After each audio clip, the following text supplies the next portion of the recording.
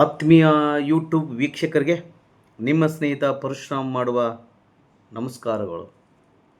ನೆನಪಿರಲಿ YouTube channel ವತಿಯಿಂದ ತಮ್ಮೆಲ್ಲರಿಗೂ ಮತ್ತೊಮ್ಮೆ ಆಧಾರದ ಸ್ವಾಗತ.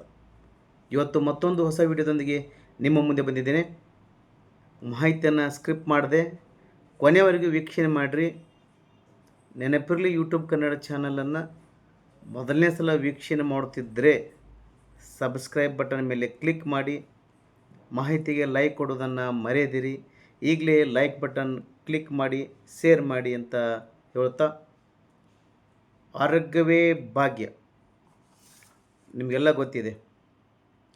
ಆರೋಗ್ಯದಿಂದಿದ್ದರೆ ಜೀವನ ಸುಖಕರವಾಗುತ್ತೆ ಅಂತ ಹೇಳ್ತೇನೆ. ಸಕಲ ಐಶ್ವರ್ಯಗಳಲ್ಲಿ ಪ್ರಧಾನವಾದಂಥ ಆರೋಗ್ಯ ಸಂಪತ್ತಿನ ಕುರಿತಾಗಿ ತಿಳಿಸುತ್ತೆ. ಆರೋಗ್ಯ ಅನ್ನೋದು ಒಂದು ನಿಧಿ ಇದ್ದ ಹಾಗೆ. ಇದು ಯೋಗ್ಯವೂ ಹೌದು, ಭೋಗವೂ ಹೌದು. ಉಳಿದ ಎಲ್ಲ ಸಂಪತ್ತುಗಳನ್ನು ನಾವು ಭೋಗಿಸಬೇಕಾದರೆ ಆರೋಗ್ಯ ಸಂಪತ್ತು ಪ್ರಧಾನವಾಗಿರುತ್ತೆ. ಹೀಗಿರುವಾಗ ನಮ್ಮ ಆತ್ಮ, ದೇಹ, ಮನಸ್ಸು ಇವುಗಳೆಲ್ಲವನ್ನು ಮನಸ್ಸು ಚಿತ್ತದಿಂದ ಶಾಂತದಿಂದ ಇರಬೇಕಾದ್ರೆ ನಾವು ಆರೋಗ್ಯದಿಂದ ಇರಲೇಬೇಕು. ನಾವು ಆರೋಗ್ಯದಿಂದ ನೆಮ್ಮದಿಯಿಂದ ಇರಬೇಕಾದ್ರೆ ನಾವು ಏನು ಮಾಡಬೇಕು ಅನ್ನೋದನ್ನು ತಿಳಿದುಕೊಳ್ಳುವಂಥಗೋಸ್ಕರವಾಗಿ ಇವತ್ತಿನ ದಿನ ನಿಮಗೆ ಎಲ್ಲವುಗಳನ್ನು ತಿಳಿದುಕೊಳ್ಳುವಂಥ ಯೋಗ ಭಾಗ್ಯ ಸಿಕ್ಕಿದೆ. ಈ ವಿಡಿಯೋದೊಂದಿಗೆ ನಿಮಗೆ ಇಂಪಾರ್ಟೆಂಟ್ ಆದ ಕಾರಣ ಈ ವಿಡಿಯೋವನ್ನು ಸ್ಕ್ರಿಪ್ಟ್ ಮಾಡದೆ ನೋಡಿ, ಮತ್ತೊಬ್ಬರಿಗೆ ಶೇರ್ ಮಾಡಿ. ಸ್ನೇಹಿತರೆ, ಈ ಆರೋಗ್ಯದಿಂದ ಮನುಷ್ಯನಿಗೆ ಏನು ಸುಖ ನೆಮ್ಮದಿ ಇರುತ್ತೆ ಅನ್ನೋದು ನಿಮಗೆಲ್ಲ ಗೊತ್ತಿದೆ. ಆದರೂ ಮತ್ತೊಮ್ಮೆ ತಮ್ಮ ಮುಂದೆ ನಾನು ನೆನಪು ಮಾಡುತ್ತಾ, ಯಾವ ಥರದ ರೋಗಕ್ಕೆ ಅಥವಾ ಎಮರ್ಜೆನ್ಸಿ ಆಕ್ಸಿಡೆಂಟ್ ಆದರೆ ಅರ್ಜೆಂಟಾಗಿ ಬ್ಲಡ್ ಬೇಕಾಗಿತ್ತಂದರೆ ದಯಮಾಡಿ ತಾವು ನನ್ನ ನಂಬರಿಗೆ ಕಾಂಟ್ಯಾಕ್ಟ್ ಮಾಡಿ. ಕರ್ನಾಟಕ ರಾಜ್ಯದಲ್ಲಿ ಯಾವುದೇ ಹಾಸ್ಪಿಟ್ಲಿಗೆ ಯಾವುದೇ ಬ್ಲಡ್ ಗ್ರೂಪ್ ಬೇಕಾಗಿತ್ತಂದರೆ ನನ್ನ ಕೈಲೇ ಆದಷ್ಟು ಸಹಾಯ ಮಾಡುತ್ತೇನೆ. ಸ್ನೇಹಿತರೆ, ಯಾವ್ಯಾವ ಬ್ಲಡ್ಡಿಗೆ ಯಾವ ಗ್ರೂಪ್ಗಳಿಗೆ ಅನ್ನೋದನ್ನು ನನಗೆ 1 ಅವರ್ನಲ್ಲಿ ಅಥವಾ 2 ಅವರ್ ಮುಂಚೆ ಹೇಳಿದರೆ ತಮಗೆ ಖಂಡಿತ ಬ್ಲಡ್ಡು ಕೊಡಿಸುವಂಥ ವ್ಯವಸ್ಥೆನೂ ಮಾಡ್ತೇನೆ. ಅದೇ ತನಗೆ ಯಾವ ರೋಗಕ್ಕೆ ಯಾವ ಡಾಕ್ಟ್ರು ಬೇಕು ಇದು ಸಹ ನಾನು ಕೇಳಿದರೆ ಇವತ್ತಿನ ಮಟ್ಟದಲ್ಲಿ ಸುಮಾರು ಡಾಕ್ಟ್ರುಗಳು ಸುಮಾರು ರೋಗಗಳು ಹೆಚ್ಚಾಗಿದ್ದಾವೆ. ಆದ ಕಾರಣ ನೀವು ಯಾವುದೇ ರೋಗಕ್ಕೆ ಏನಾದರೂ ಸಹಾಯ ಬೇಕಾಗಿದ್ದರೆ ನನ್ನ ನಂಬರ್ ಕಾಂಟ್ಯಾಕ್ಟ್ ಮಾಡಿ.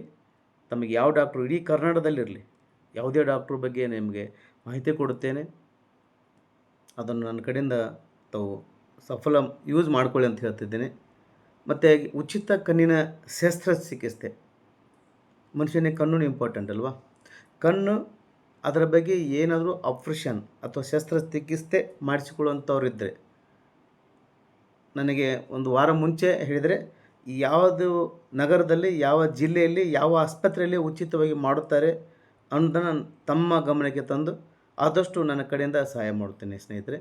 ಹಾಗೂ ಉಚಿತ ಹಾರ್ಟ್ ಬಗ್ಗೆ ಇರ್ಬೋದು, ಕ್ಯಾನ್ಸರ್ ಬಗ್ಗೆ ಇರ್ಬೋದು, ಯಾವುದೇ ಶಸ್ತ್ರ ಚಿಕಿತ್ಸೆ ಬಗ್ಗೆ ಸರ್ ನಾವು ಇಂಥ ಆಸ್ಪತ್ರೆಗೆ ಹೋಗ್ಬೇಕಂತ ಮಾಡಿದ್ದೀವಿ, ತಮ್ಮ ಕಡೆಯಿಂದ ಏನಾದರೂ ಹೆಲ್ಪ್ ಹಾಕಿದರೆ ಯಾವ ಡಾಕ್ಟ್ರಿಗೆ ಭೇಟಿ ಆದರೆ ಅನುಕೂಲವಾಗುತ್ತೆ ಅಂತೇಳಿ ನನಗೆ ಕಾಂಟ್ಯಾಕ್ಟ್ ಮಾಡಿದ್ರೆ ಖಂಡಿತ ನಿಮಗೆ ನನ್ನ ಕೈಲಾದಷ್ಟು ಹೆಲ್ಪ್ ಮಾಡ್ತೀನಿ ಸ್ನೇಹಿತರೆ. ಮತ್ತು ಯಾವ್ಯಾವ ಶಸ್ತ್ರಚಿಕಿತ್ಸೆಗಳಿಗೆ ನಿಮ್ಮ ಕಡೆ ನಿಮ್ಮ ಮನೆಯಲ್ಲಿ ಏನಂತಂದರೆ ಇವು ಯಶಸ್ವಿನಿ ಕಾರ್ಡ್ ಇರ್ಬೋದು, BPL ಕಾರ್ಡ್ ಇರ್ಬೋದು, ಅಂತ್ಯೋದಯ ಕಾರ್ಡ್ ಇರ್ಬೋದು, ಯಾವುದೇ ಕಾರ್ಡ್ ಇದ್ದರೆ ಅದನ್ನು ಕಳೆಯಲಾರದೆ ತೆಗೆದಿಡಿ, ಅದು ಯೂಸ್ ಆಗುತ್ತೆ ಅಂತ ನಾನು ಹೇಳ್ತೀನಿ. ಮತ್ತು ಈ MRI ಸ್ಕ್ಯಾನಿಂಗು, ಇವು ದೊಡ್ಡ ದೊಡ್ಡ ಸ್ಕ್ಯಾನಿಂಗ್ಗಳು ಏನೈತಲ್ಲ ಅಂಥ ಸ್ಕ್ಯಾನಿಂಗ್ಗಳಿಗೂ 5,000, 6,000, 8,000, 12,000 ರೂಪಾಯಿಗಳಿಗೂ ಸ್ಕ್ಯಾನಿಂಗ್ ಇದ್ದಾವೆ. ಅಂಥ ಸ್ಕ್ಯಾನಿಂಗ್ಗಳನ್ನು ಸಹ ತಾವು ಅವನಿಗೆ ಕಾಂಟ್ಯಾಕ್ಟ್ ಮಾಡಿದರೆ ಸುಮಾರು ರಾಜ್ಯದಲ್ಲಿ ಈ ಕೃಷ್ಣ ಡಯಾಗ್ನೋಸ್ಟಿಕ್ ಅಂತೇಳಿ ಒಂದು ಈ ಪುಣೆ ಕಂಪ್ನಿಯವರು ಕರ್ನಾಟಕ ರಾಜ್ಯದಲ್ಲಿ 14 ಜಿಲ್ಲೆಯಲ್ಲಿ ಅದು ಸ್ಕ್ಯಾನಿಂಗ್ ಸೆಂಟರ್ ತೆಗೆದಿದ್ದಾರೆ ಸರ್ಕಾರದ ವತಿಯಿಂದ. ಆ ಜಿಲ್ಲೆಯಲ್ಲಿ ನೀವು ಹೋಗಿ ಉಚಿತವಾಗಿ ಸ್ಕ್ಯಾನಿಂಗ್ ಮಾಡಿಸ್ಕೋಬೋದು. ಇಲ್ಲಿ ನನಗನ್ಸುತ್ತೆ ಎಷ್ಟೋ ಜನ ರಾಜ್ಯದಲ್ಲಿರುವಂಥ ಎಷ್ಟೋ ಜನರಿಗೆ ಅದು ಗೊತ್ತಿಲ್ಲ.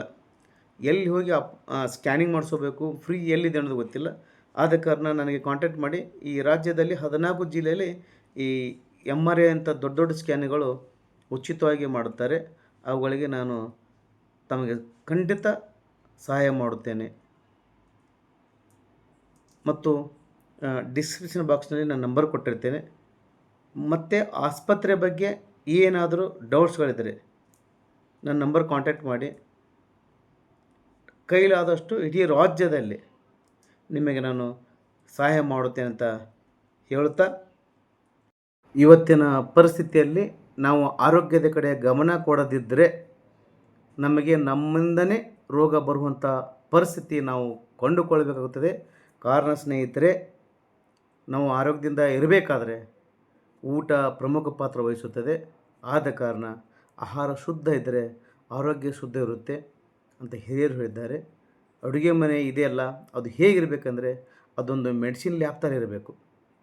ಯಾಕಂದರೆ ನಾವು ತಿನ್ನೋ ಆಹಾರ ಔಷಧಿ ಥರ ತಿನ್ನಬೇಕು. ಆಹಾರವನ್ನು ಔಷಧಿ ಥರ ತಿನ್ನಲಿಲ್ಲ ಅಂದರೆ ಔಷಧಿಯನ್ನು ಆಹಾರ ಥರ ತಿನ್ನಬೇಕಾಗುವ ಪರಿಸ್ಥಿತಿ ಖಂಡಿತ ಮುಂದೆ ಬರುತ್ತೆ ಅಂತ ಹೇಳುತ್ತಾ, ಮತ್ತೊಂದು ಹೊಸ ವಿಡಿಯೋದೊಂದಿಗೆ ತಮ್ಮ ಮುಂದೆ ಬರ್ತದೆ. ಅಲ್ಲಿವರೆಗೂ ತಮ್ಮೆಲ್ಲರಿಗೂ ನಮಸ್ಕಾರಗಳು.